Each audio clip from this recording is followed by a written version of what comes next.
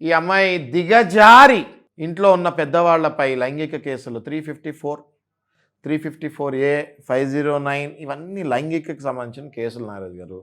వెంటనే వీటిలో కొన్ని కేసులలో వెంటనే వీటిలో అరెస్ట్ కూడా చేస్తాం జరుగుతుంది. తర్వాత సంగతి తర్వాత బెయిల్ వస్తుంది, బయటకు వచ్చేస్తాడు మావయ్య గారు. తర్వాత అది ప్రూవ్ కూడా అవుద్ది, ఆయన మంచి ఆయనే, పెద్ద ఆయన మంచోడే అని. కానీ వెంటనే మార్కెట్లో ఏమవుతుందండి, సొసైటీలో ఏమవుతుందండి?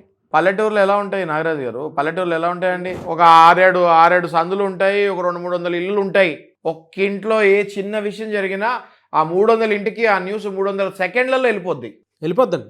మరి సిటీలో ఉన్న వాళ్ళకి తెలియదు అక్కడ పరిస్థితి ఏంటి అన్నది. సిటీలో నుంచి వెళ్ళిన ఆడపిల్ల ఒకవేళ తెలియక చేసినా ఎంత పరువు నష్టం జరుగుతుంది.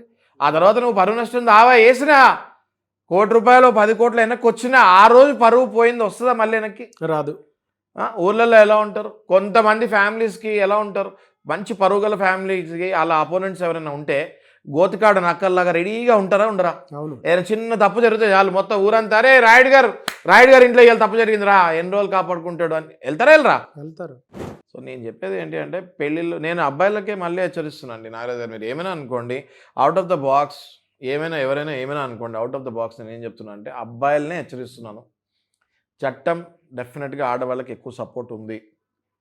1కి 2 సార్లు ఆలోచించి పెళ్ళిళ్ళు చేసుకోండి. మీ ఇంటికి తీసుకొచ్చే అమ్మాయి క్యారెక్టర్ ఎలాంటిది అన్నది చూడండి. ఇంతకుముందు ఏదో ఒక ఎఫ్ఐఆర్ అనేది కామన్ అయిపోయింది నారాజు గారు. ఇవాళ రేపు 10 ఎఫ్ఐఆర్లు 20 ఎఫ్ఐఆర్లు ఉంటే మీరు తెలుసుకోవాలి. అంటే అమ్మాయి నేచరే అలాంటిది, తెలుసుకోవాలి. అలాంటి అమ్మాయిలకి మీరు దూరంగా ఉండాలి. ఎందుకంటే ఆ తర్వాత అది అలవాటు, అదొక అలవాటు, ఆ ట్రెండ్ కంటిన్యూ అవుతూ ఉంటుంది.